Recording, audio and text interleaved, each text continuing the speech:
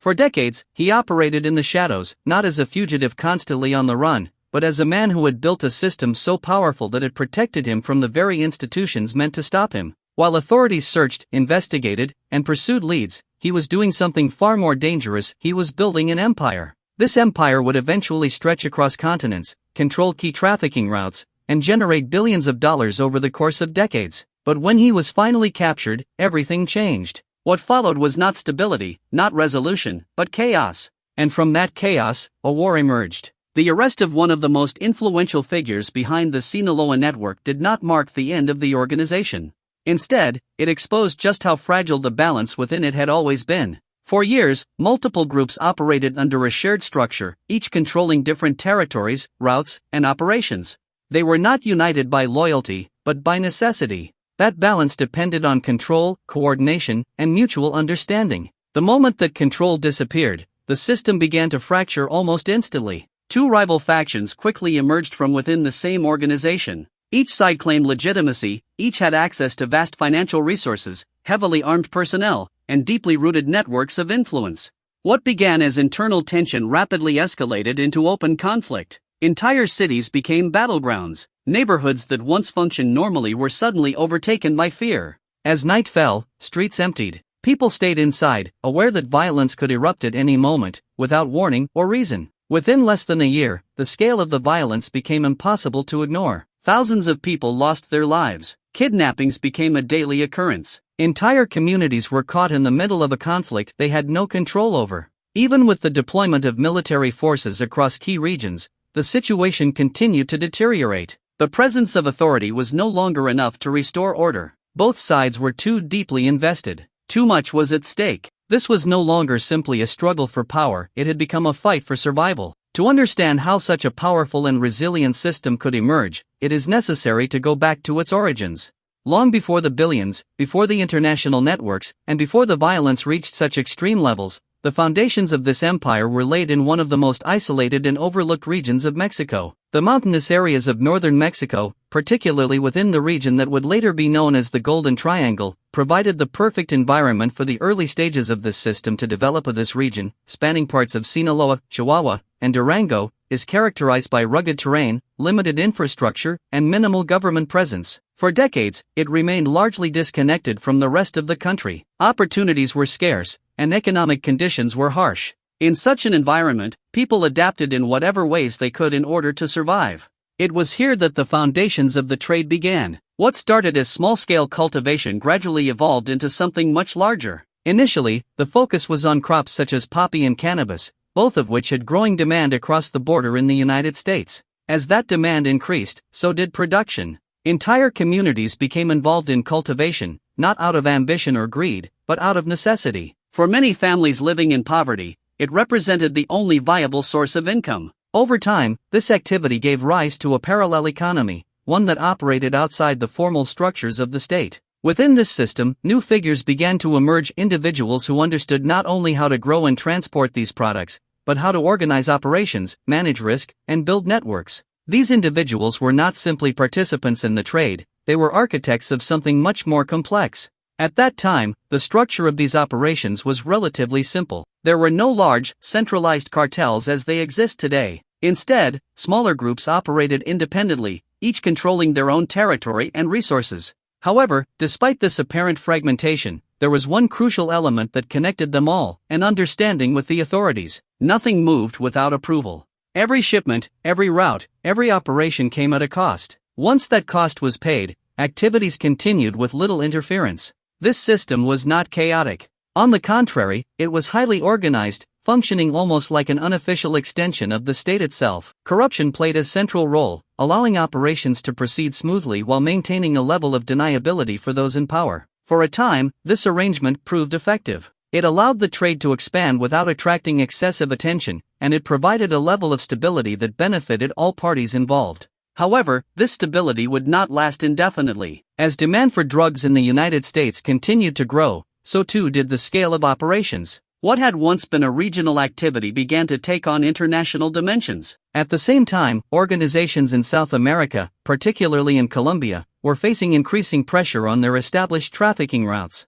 Their existing systems, which relied heavily on direct transport into Florida and other parts of the eastern United States, were becoming more difficult to maintain. In response, they began to look for alternatives. This search for new routes and new partners would ultimately lead them to Mexico. The Mexican groups possessed several key advantages. They had deep knowledge of the terrain, established networks near the border, and experience navigating the complex dynamics of cross-border movement. Most importantly, they were positioned geographically in a way that made them ideal intermediaries. The partnership that emerged was both simple and transformative. Colombian organizations would supply the product, while Mexican groups would handle transportation across the border. This arrangement shifted the most dangerous and logistically complex part of the operation onto the Mexican side. At first, the volume of shipments was relatively small, serving primarily as a test of the new system. However, the results were immediate and undeniable. The routes proved effective, and the potential for expansion became clear. Even when only a portion of the total flow passed through Mexico, the impact was significant. The financial gains were substantial, far exceeding what many of these groups had previously experienced. What had once been considered large sums of money quickly became routine. Millions turned into tens of millions, and in some cases, even more. This influx of wealth fundamentally altered the balance of power within the system. With increased financial resources came increased influence. Organizations became more sophisticated, more organized, and more capable of exerting control over both territory and institutions. Cities like Guadalajara began to reflect this transformation. The sudden influx of wealth was visible in the form of luxury properties, high-end businesses, and rapid urban development. What had once been a relatively quiet city became a central hub for operations. However, this rapid growth also brought new challenges. As the scale of operations increased, so too did the level of attention from authorities. Both domestic and international agencies began to take a closer interest in the activities of these organizations. Pressure mounted, and large-scale operations were launched in an attempt to disrupt the system. One such operation would prove to be a turning point. A massive plantation, hidden deep within a remote region, was discovered and destroyed.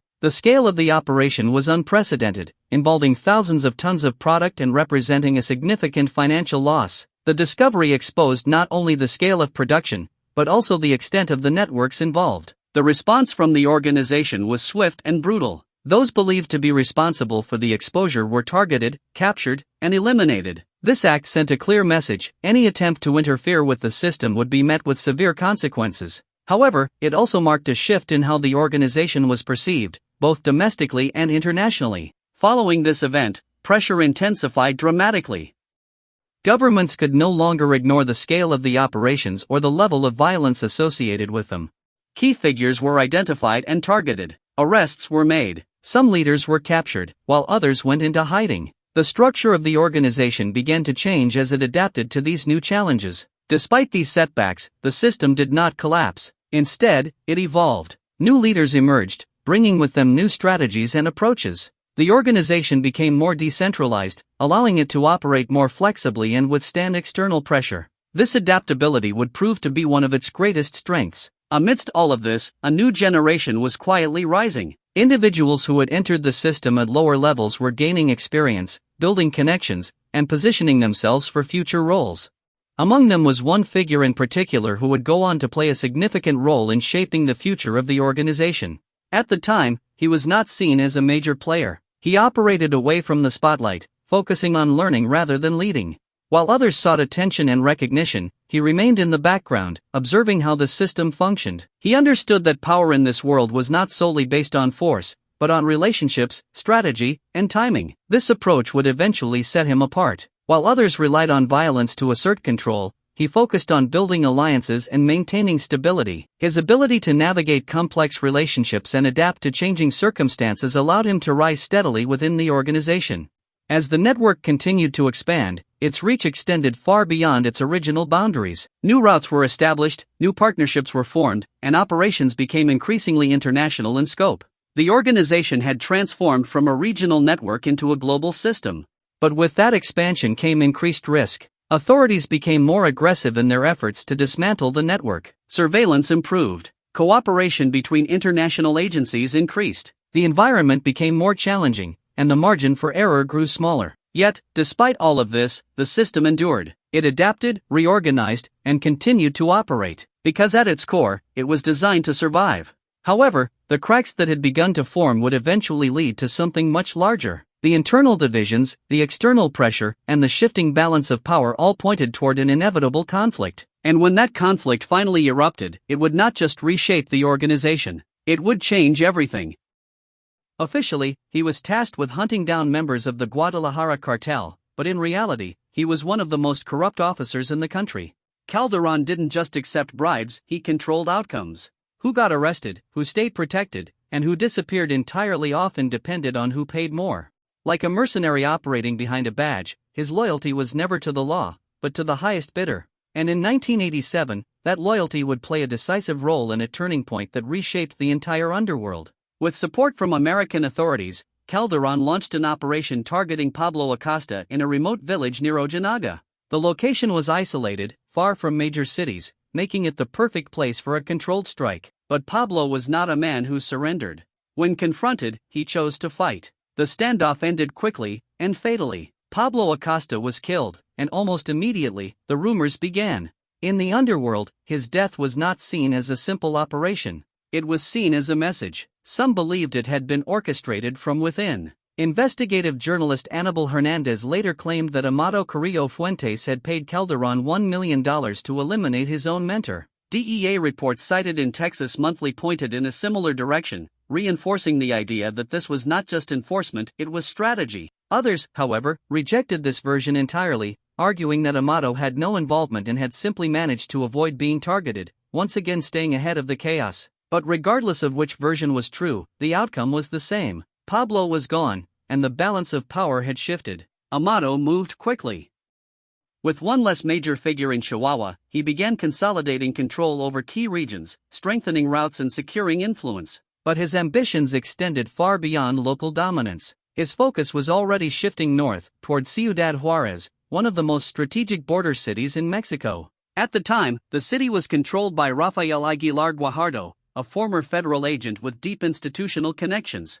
Rather than immediate confrontation, a temporary balance emerged, but it would not last. Before making his move on Juárez, Amado made a decision that would fundamentally change the structure of trafficking operations. Instead of expanding through violence, he expanded through logistics. He established a legitimate airline business, using it as cover to build a fleet of aircraft dedicated to transporting cocaine at an industrial scale. This was not a small upgrade in operations, it was a transformation. For the first time, large quantities could be moved faster, more efficiently, and with far greater reach. This marked the true beginning of his rise as the figure who would later be known as the Lord of the Skies. The timing of this move was critical. Until the late 1980s, Colombian cartels relied heavily on Caribbean routes to move their product into Florida. These routes had been reliable for years, but increased U.S. military surveillance began to disrupt them. Seizures became more frequent, losses increased, and the system that once worked so efficiently started to break down. Faced with growing pressure, Colombian organizations were forced to adapt. Mexico was no longer a secondary route, it became essential. This shift changed everything. Mexican organizations were no longer just transporters, they became partners. Instead of receiving fixed payments, they began demanding a percentage of the product itself. Initially around 30%, the share quickly grew, in some cases reaching as high as 50%. This meant that for every shipment, Mexican groups retained half of the load. The financial impact was enormous. What had once been profitable operations suddenly became exponentially more lucrative, creating vast new wealth and accelerating the growth of these organizations. Inside Miguel's network, this influx of money triggered a transformation. Individuals who had once operated as mid-level enforcers or coordinators began building their own infrastructure. They developed independent routes, secured their own contacts, and started thinking beyond their assigned roles. Loyalty weakened as ambition grew. The organization was no longer a unified structure, it was becoming a collection of rising powers, each preparing for the moment they could stand alone. Among these emerging figures was someone who, at the time, attracted very little attention. He did not have the presence of Amado, nor the established connections of other leaders. He came from poverty, with no real influence or resources. His name was Joaquin Guzman Lara, later known as El Chapo. Unlike others, his rise was not built on inheritance or status, but on adaptability, patience, and an ability to understand logistics better than most around him. Born in the mountainous region of Sinaloa, in an area known as the Golden Triangle, El Chapo's early life reflected the harsh reality of that environment. Opportunities were limited, and involvement in cultivation was often not a choice but a necessity. From a young age, he was exposed to the mechanics of the trade, observing not only how it functioned, but what it offered. Over time, he began to see a path forward, one that extended far beyond the fields. Starting at the lowest levels of Miguel's organization, El Chapo gradually moved upward by focusing on efficiency. Rather than relying solely on force, he invested in systems, transportation routes, storage points, and networks of contacts within the military and law enforcement.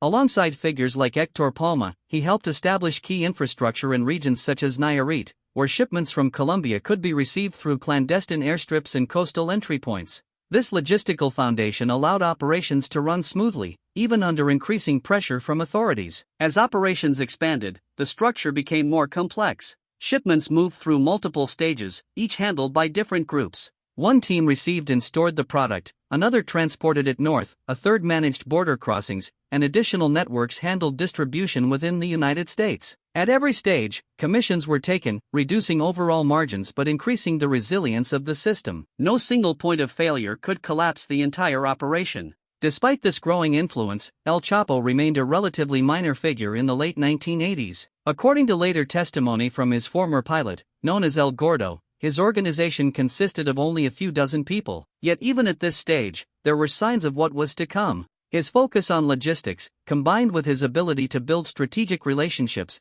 positioned him differently from others. This became evident during an incident that nearly cost one of his key associates everything. During a flight to Guadalajara, a pilot miscalculated a landing on a dangerously short runway, nearly causing a fatal crash. While others demanded punishment, El Chapo saw something different. Instead of eliminating the pilot, he reassigned him to a critical role in Mexico City, managing high-level contacts and operational coordination. It was a decision that reflected a different kind of leadership, one based not just on fear, but on long-term value. Through this network of relationships, corruption extended deep into institutions. According to testimony, millions of dollars were paid to officials, including high-ranking police figures such as Calderon himself. These connections ensured protection, intelligence, and the ability to operate even under intense scrutiny. But they also created a system where loyalty could shift at any moment. By the end of the decade, the structure that Miguel had built was stronger than ever in terms of reach and profit, but weaker in terms of unity. Beneath the surface, rivalries were forming, ambitions were growing, and the balance that held everything together was becoming increasingly unstable. And in 1989, that balance finally broke.